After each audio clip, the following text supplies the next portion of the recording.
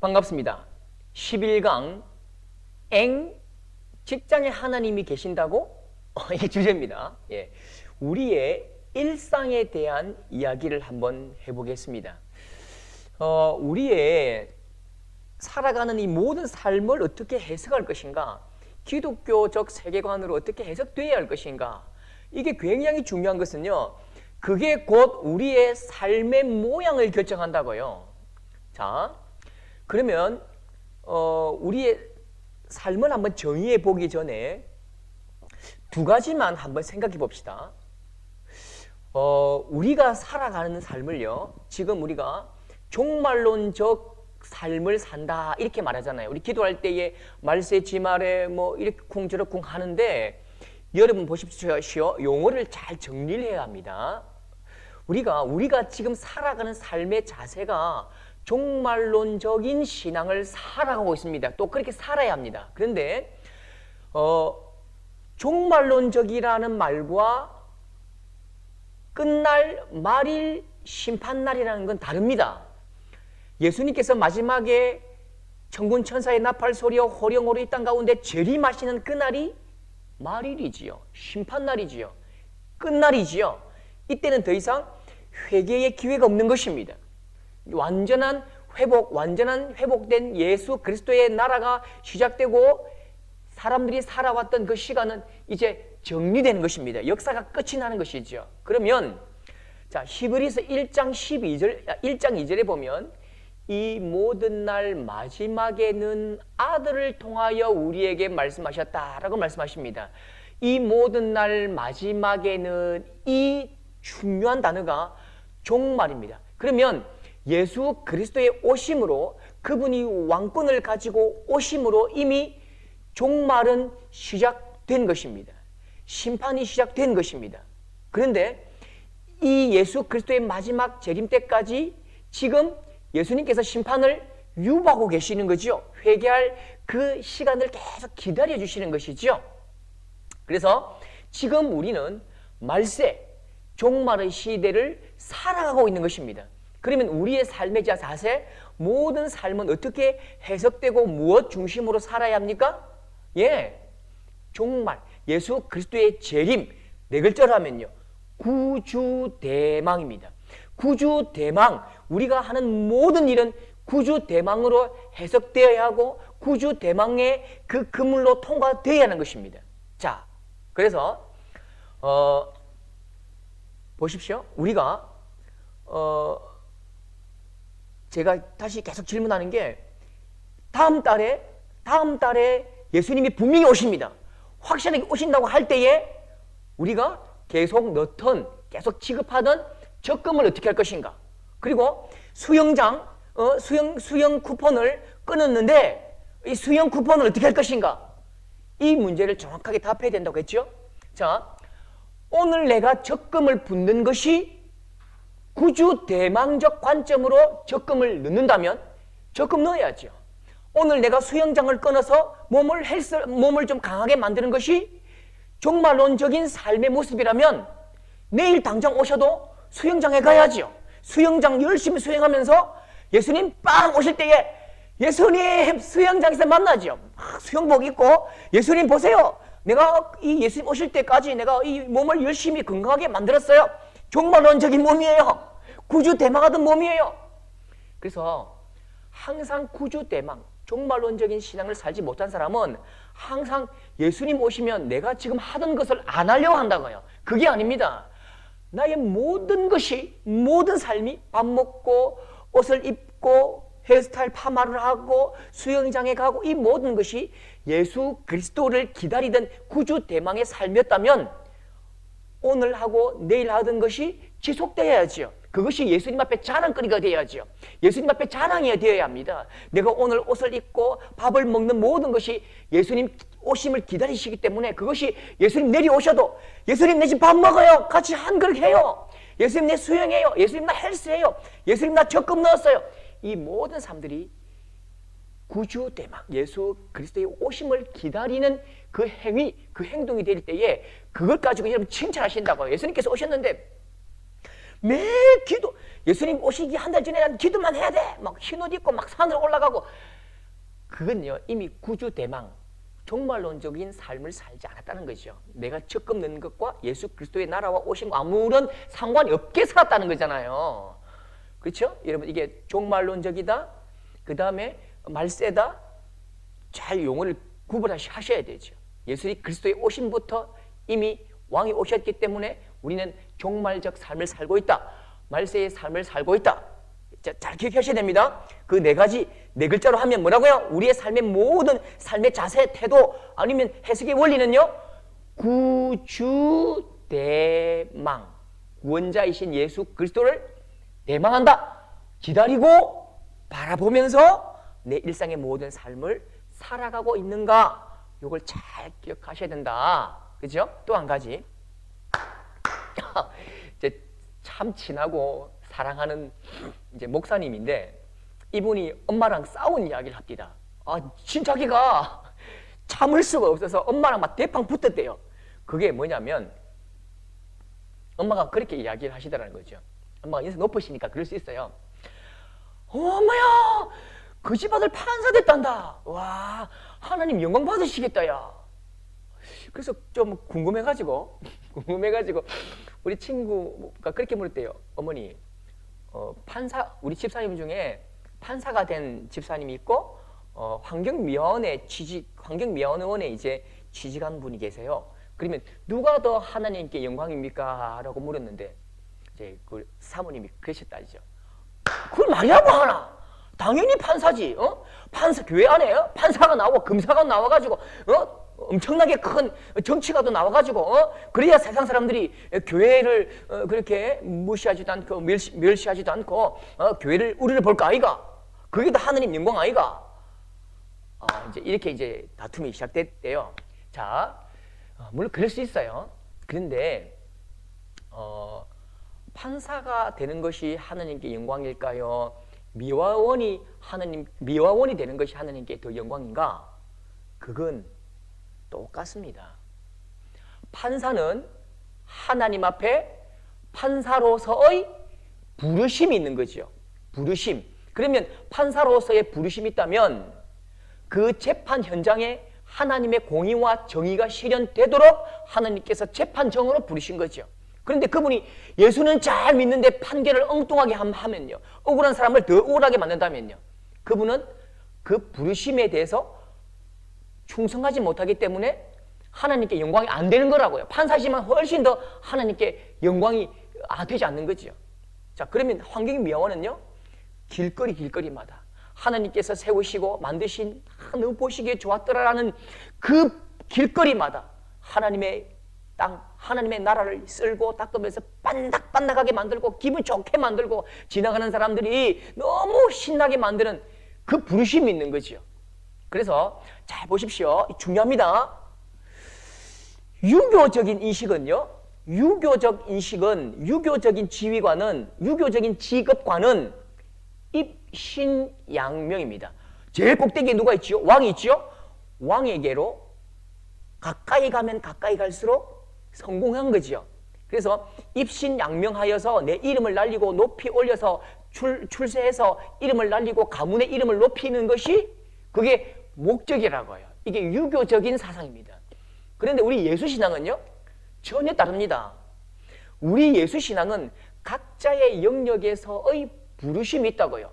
판사는 재판관에서, 법원에서, 미화원은 골목골목마다, 교사는 학교에서, 회사원은 그 회사에서 각자의 부르심이 있는 것이요. 그 부르심의 현장이 예배의 현장입니다. 회사원이 열심히 잘 만들고 다듬고, 미화원이 열심히 쓸고, 교사들이 힘을 다해서 아이들을 가르치는 그 부르심의 현장이 예배의 현장인 거지요. 하나님께서 그 예배의 현장 가운데 그 삶의 현장을 기쁨으로 받으시는 거죠. 그래서 여러분, 이런 마음은 조금 안타까워요. 이런 마음은 안타까운 게 뭐냐면, 더 나아가서, 이야, 목사님은 좋겠습니다. 하나님의 일을 하고요. 야, 우리는 이게 매일매일 하는 게 돈이나 벌고 이게 참 먹고 사는 일만 해서 하나님 나라에 아무런 이게 관심도 없는 것 같고 하나님 나라에 조금 열심히 못 섬기는 거 그게 죄송합니다 라고 얘기할 때마다 아이고 집사님 그게 아닙니다. 목사는 목사로서의 부르심이 있고 집사님은 그 삶의 현장으로서의 부르심이 있는 것이요. 그래서 성직은 없는 거예요. 모든 사람이 왕같은 제사장이요 거룩한 나라요 하나님의 소유된 백성이기 때문에 그 삶의 자리가 성직이지요. 그래서 훌륭한 그 어떤 목사님 그렇게 말씀하셨다잖아요. 영성 예배는 빗자루 끝에 있다 그렇게 말하잖아요. 그 빗자루 끝이 무엇입니까? 삶의 현장에서 하나님을 높이지 못하면요 뭐 예배 현장에도 하나님 높일 근거가 없는 거지요. 그래서 여러분 삶의 현장에서 열심을 다해서 하나님의 부르심을 깨닫고 충성을 다하고 힘을 다할 때에 하나님께서 영광을 받으신다고요. 그래서 자 우리 한번 그러면 우리의 삶은 어떤 의미가 있느냐? 첫 번째는요, 우리의 삶은 생활 대결입니다. 제가 방금 말씀드렸죠. 거룩한 일과 세상적인 일이 있는가? 그건 없는 거예요. 거룩한 일과 세상적인 일 그런 구분 없습니다. 모든 것이 각자의 부르심입니다. 하나님 나라의 일과 세상의 일이 따로 있는가? 그런 건 없는 거예요. 모든 일이 하나님의 일입니다. 성도들이 그 성도라는 이름을 가진 자들이 그 하나님의 백성인 사람들이 하나님 나라에서 행하는 모든 일은 하나님 나라의 일이요 거룩한 일이요 그 일들을 통해서 하나님이 영광을 받으신다고요. 베드로전서 2장 9절 너희는 택하신 족속이요 왕같은 제사장들이요 거룩한 나라요 그의 소유된 백성이니 내가 누구냐? 우리가 누구라고요? 왕같은 제사장들이요 거룩한 나라요 그의 소유된 백성이기 때문에 우리가 먹든지 마시든지 무엇을 하든지 먹든지 마시든지가 뭘까요? 우리가 하는 일상적인 모든 일들이 하나님께서 영광을 받으시는 그 삶의 자리가 된다는 거죠. 그래서 그 기독교 기업으로 유명한 기업 있잖아요. 이랜드 박성수 장로님 회장님께서 항상 신입생들에게 그 회사원들에게 그렇게 말한다고 하죠. 옷 만드는 공장이잖아요. 회사잖아요. 그러니까 이 옷 만드는 일과 하나님 나라의 관계는 무엇인가? 당신이 이 옷을 만드는 일과 당신이 추구하는, 당신이 섬기는 그 하나님 나라와 어떤 관계가 있는가? 답해보라. 그게 답이래요. 내가 옷을 대충 만들지 않고 꼼꼼하게 패션을 아름답게 만들면 한 영혼이 힘을 얻고 아름다움을 추구하고 그 이 옷을 입고 다니는 모든 사람들 마음에 평화가 임하고 그러므로 많은 사람들이 하나님의 평화와 은혜를 마음껏 누릴 것이 아닌가? 이렇게 아무튼 자기 나름대로 내가 하는 그 일과 하나님 나라와 어떤 관계가 있는지를 답을 해내야 됩니다. 여러분 그건 우리도 똑같아요. 어떤 직업이 있든지 내가 하는 이 일과 하나님 나라의 일과 어떤 관계가 있을까라고 여러분 답할 수 있어야 합니다. 생활 대결입니다. 그래서 마태복음 5장 16절 보면 너희 빛이 사람 앞에 비치게 하여 그들로 너희 착한 행실을 보고 하늘에 계신 너희 아버지께 영광을 돌리는 거죠. 온 백성이 칭송을 받으니 여러분 예수 믿는 사람이 옛날에는 굉장히 칭찬을 많이 받았고 뭐 사람들의 어떤 하나님을 알지 못하는 사람들의 지지와 박수와 칭찬을 많이 받았다니까요. 그런데 요즘은 조금 이렇게 반대로 되어 버렸습니다. 그 왜 그럴까요? 저는 그게 예수 믿는 우리의 잘못이라고 생각합니다. 물론 그분들의 잘못도 있겠지만 그분들의 색안경도 있겠지만 저는 우리 예수 믿는 분들이 자꾸만 예수 믿는다는 것 가지고 맥락을 짓는다고요. 나는 뭐 안 해. 난 술 안 마셔. 나는 뭐 담배 안 피워. 나는 뭐 이것 안 해. 저것 안 해. 물론 안 해야지요. 근데 안 하는 것 가지고 자꾸만 맥락을 짓는다고요. 나는 너희들과 달라. 그렇게 맥락을 짓지만 진짜 헌신해야 될 부분에서는 헌신하지 않고 정말 착하게 바르게 칭송받아야 될 자리에서 받을 행동을 하지 않기 때문에 내놓지 않기 때문에 저희들은 좀 올불견이다 그렇게 말하는 경향이 많다니까요. 여러분 예수 믿는 사람은 진짜 이 복음의 은혜와 사랑과 그 감동으로 불신자들을 충분히 덮을 수 있습니다. 저는 확신합니다. 정말 예수 잘 믿는 사람들은요 불신자들의 그 가시 같은 눈을 완전히 덮을 수 있어야 한다니까요. 예. 자, 그 다음 보겠습니다. 그 다음에 우리의 삶은 어떤 의미냐? 능력 대결입니다. 두 번째죠. 첫 번째는 생활 대결. 두 번째는 능력 대결입니다. 자, 이 현대 사회에 현대를 관통하는 세 가지 사상이 있습니다. 그게 뭐냐면 생각을 좀 해라. 생각을 좀 해봐라. 이성주의입니다. 이성주의. 생각에서 벗어나는 것은 그건 연구 대상이 아닌 거예요. 생각할 수 없는 것은 그리고 인지되지 않는 것은 그건 우리의 연구 대상이 아니고 관심 밖에 있는 것이다. 그렇죠? 그 다음에 또 한 가지가 뭘까? 이성주의. 그 다음 한 가지는요. 야, 그 밥 먹여주냐? 그 돈 좀 되냐? 실용주의입니다. 어떤 생각과 어떤 아이디어와 어떤 사상도 그것이 나의 삶에 있어서 내 삶을 좀 윤택하게 만드는 이게 좀 경제적으로 창출될 수 있느냐? 실용성이 있느냐? 그렇게 생각하는 거죠. 그 다음에 또 한 가지가 조금 어려운 문제인데요. 방법론적 자연주의입니다. 방법론적 자연주의. 우리는 이게 더 중요합니다. 왜냐하면 우리가 이 땅에 일어나는 많은 현상들을 연구하고 조사할 때에 자연현상은 자연현상으로만 설명해야 된다는 거죠.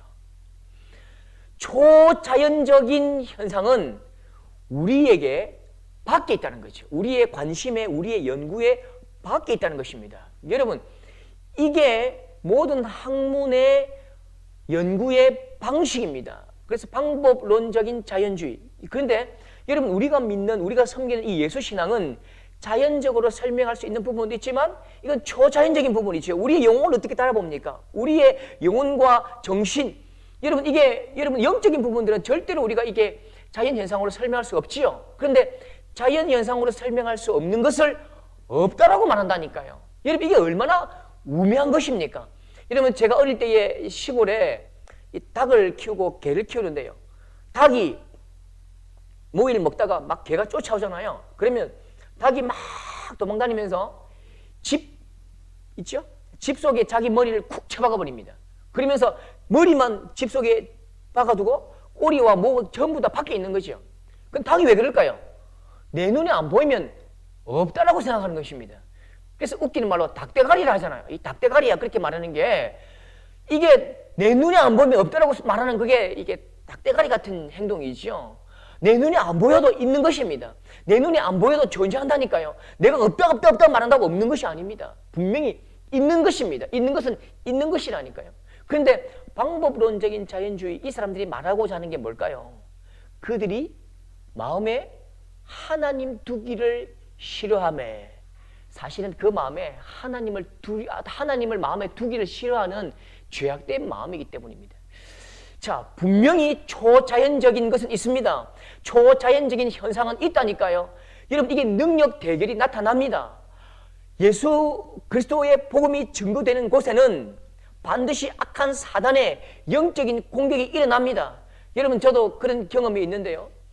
제가 큰어머니를 이렇게 복음을 전하고 전도를 했더니 우리 큰어머니께서 오랫동안 그 예수 안이 이렇게 무속신앙을 하던 분이었습니다. 그러니까 제가 아주 몇십 년 전에 들었던 이야기인데, 내가 우리 조카 따라서 내가 교회 나가볼라 했더만 갑자기 밤에 진짜 눈에 보이더래요. 막 신이 와가지고 교회 가면 죽인다고 막 목을 조르더래요. 그래서 교회 안 가겠다, 그런 이야기를 들은 적도 있고요. 또 많은 부분에서 이 복음을 듣고 예수 믿는데 교회 가는데 자꾸만 사고가 나기도 하고 어려운 일이 벌어지기도 하고, 이런 영적인 일이 있다니까요. 영적인 치열한 싸움이 있습니다. 그건 분명히 여러분 거절할 수도 없고 부정할 수도 없는 것입니다. 그런데 잘 들어보십시오. 반대로요. 이 악한 사단의 영적인 도전에 분명히 우리가 이길 수 있어요. 그런데 복음이 증거될 때에 능력이 나타나고 기적이 나타납니다. 기적이 나타나고 굉장히 특별한 일이 나타납니다. 그런데 중요한 것이 뭐냐면, 자, 데살로니가후서 2장에 보면 악한 자의 나타남은 사탄의 활동을 따라 모든 능력과 표적과 거짓, 기적이다라고 말하는데, 악한 사탄의 세력도 기적과 능력과 표적을 일으킬 수가 있고, 그러나 이건 미미한 것이지요. 하나님의 복음의 기적은 훨씬 더 강력하게 기도함으로 나갈 때에, 예수 이름으로 선포할 때에 모든 악한 사탄의 기적은 물러가고 떠나가는 것입니다. 그런데 귀신이 나가고 질병이 고쳐지는 이 기적이 복음입니까? 그렇지 않습니다. 기적과 능력으로 예수 믿는 사람들이, 복음으로 들어온 사람들이 잠시 후에 지속적으로 이 기적과 능력과 이적들이 경험되고 체험되지 못할 때에 복음을 떠나버리고 교회 공동체를 떠나버리는 경우를 많이 보지요. 자, 그러면 이 사람들의 마음에는 어떤 마음이었냐면, 내가 예수 믿으니까 강력한 능력이 나타나고 기적이 나타나기 때문에 내가 섬기는 이 예수 신은 악한 사탄과 귀신의 능력보다 더 큰 신이다, 큰 어떤 영적인 실체라는 것들을 믿고 따라오지만 이것이 날마다 경험되는 건 아니잖아요. 그러니까 날마다 경험되지 않는 그 일상상에서 견디지 못하고 그냥 떠나버린다니까요. 그 마음에, 그 생각에, 그 세계관에, 그 감정과 정신과 모든 것에서 십자가를 통한 죄사함의 은혜 속으로 들어와야 회심이 일어나는 것입니다. 십자가를 통한 내 죄사함의 은혜 속으로 들어오지 못하고 여전히 기적, 능력, 어떤 특별한 은혜, 여기 단계에 머무르면요, 결국은 떠나갈 수밖에 없고 포기할 수밖에 없다니까요. 기적과 능력과 이 특별한 은혜는 십자가 아래의 그 죄사함으로 인도하기 위한 하나님의 또 다른 은혜인 것입니다.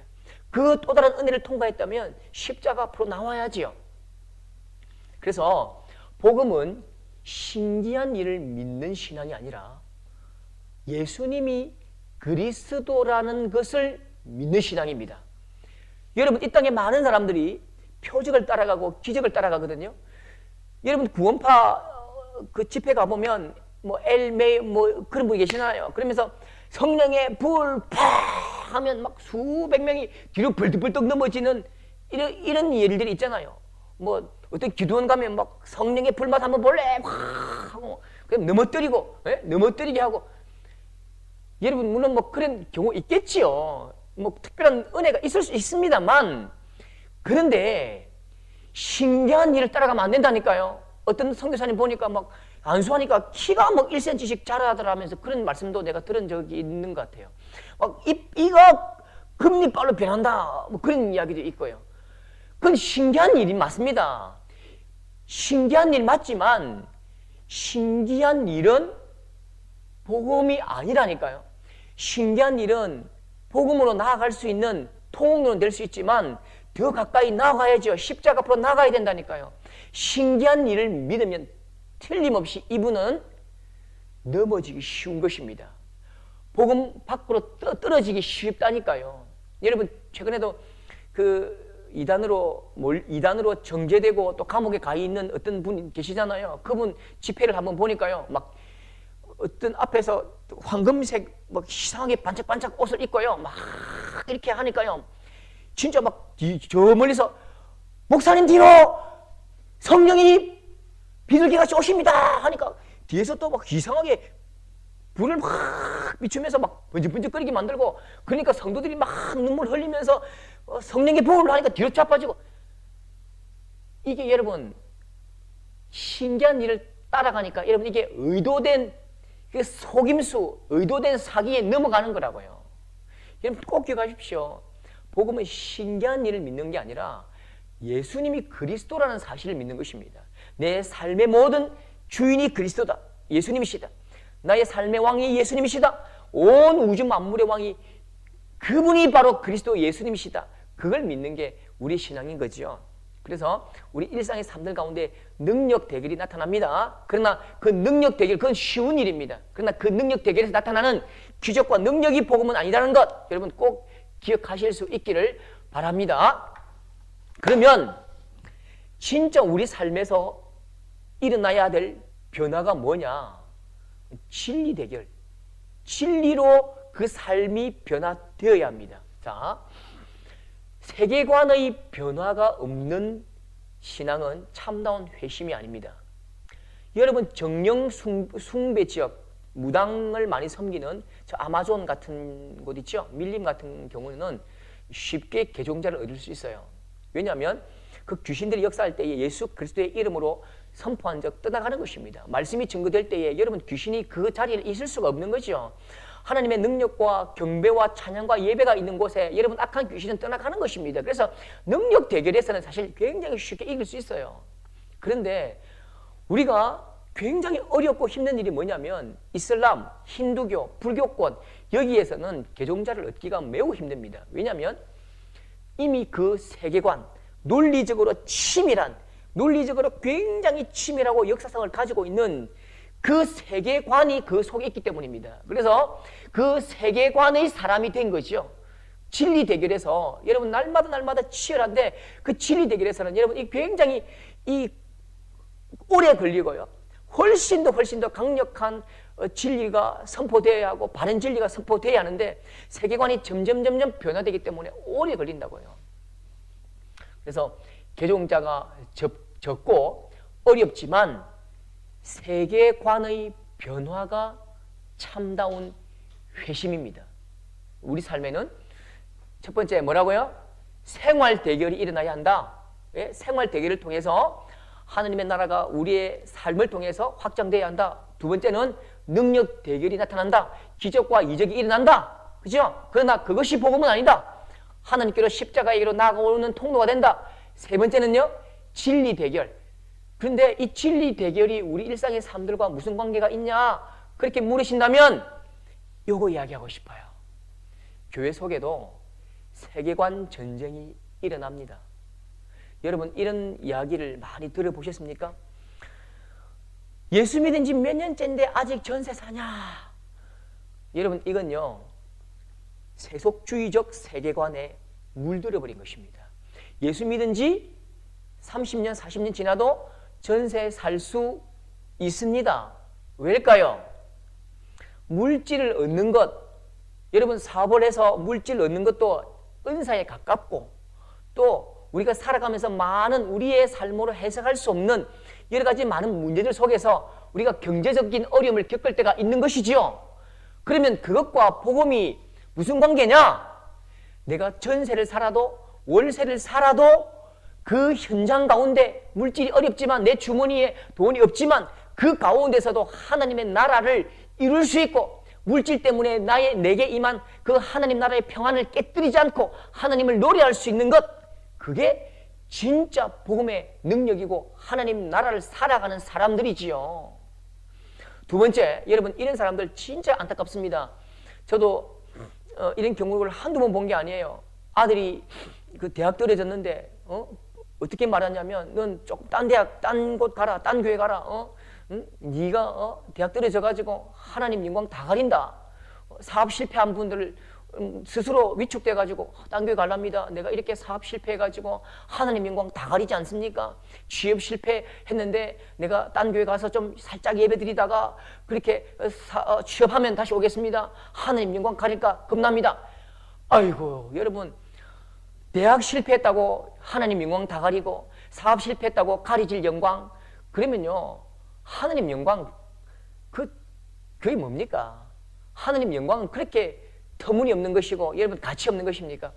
하나님의 영광은 절대로 우리의 인생에 어떤 조금 실패해 보이는 그것들 때문에 가질 영광이 아니라니까요.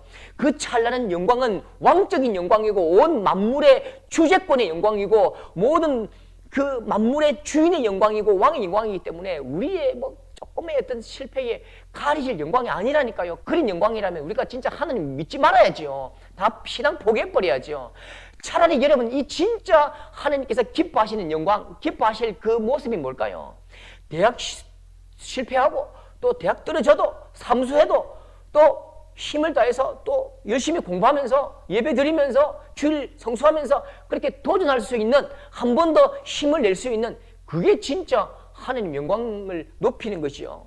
사업 실패해도 또 다시 한 번 더 일어설 수 있는 것, 취업 실패해도 다시 한 번 더 내가 노력해서 도전할 수 있는 것, 이게 진짜 믿는 자의 영광이고 복음을 가진 자의 영광이고 하나님을 왕으로 아는 자의 힘인 것입니다.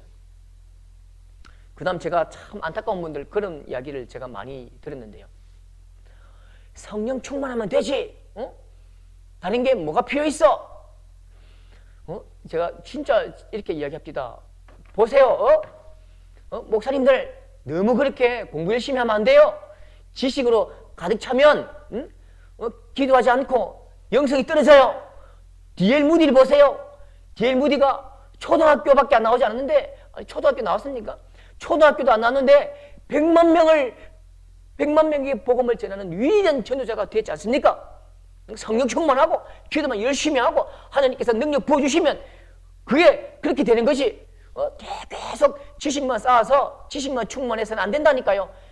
이렇게 말하는 분들을 참 안타깝습니다. 이걸 여러분 일반화의 오류라고 합니다. 일반화의 오류. D.L. 무디는 계속 나옵니까? 10년에 한 번, 1년에 한 번씩 막 이 나라 저 나라에서 D.L. 무디가 나옵니까?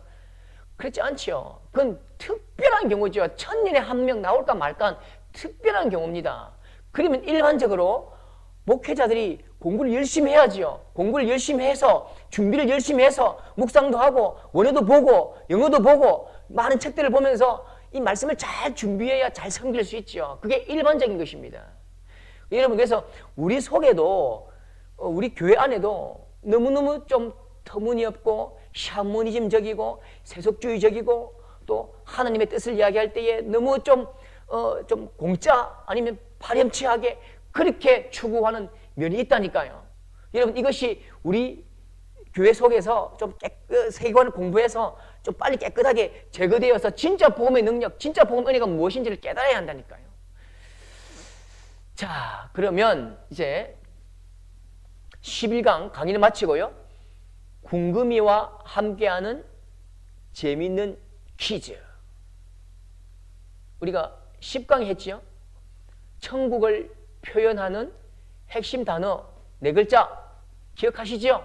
천국은 황금길이고 뭐 황금 보화가 있고 다이아몬드로 뭐 모자에 박혀 있고 그럴지 안 그럴지 모르지만 아무튼 천국을 표현하는 핵심 단어가 뭐라고요? 임자로 시작하죠? 임 땡땡땡. 그렇죠? 2번, 우리는 지금도 종말의 시대를 살아갑니다. 예수 그리스도의 오심으로부터 종말은 시작되었다고 했지요. 마지막 때를 살아가는 성도들의 삶의 기준, 삶의 목표 4글자로 뭘까요? 구자지요. 구 땡땡땡. 그렇죠? 4글자 알죠? 4글자. 본 강의에서 성도들의 모든 직업과 삶은 하나님께로부터 왔다고 했습니다.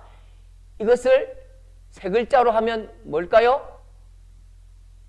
부땡땡. 2글자로 해야 됩니다. 2글자로 하면 소땡. 그렇죠? 근데 제가 3글자로 했죠? 부땡땡. 여러분 11강 꼭 퀴즈 하셔서 개인톡으로 보내주시기 바랍니다. 자, 그러면 다음 기회에 다음 12강에서 만나겠습니다. 감사합니다.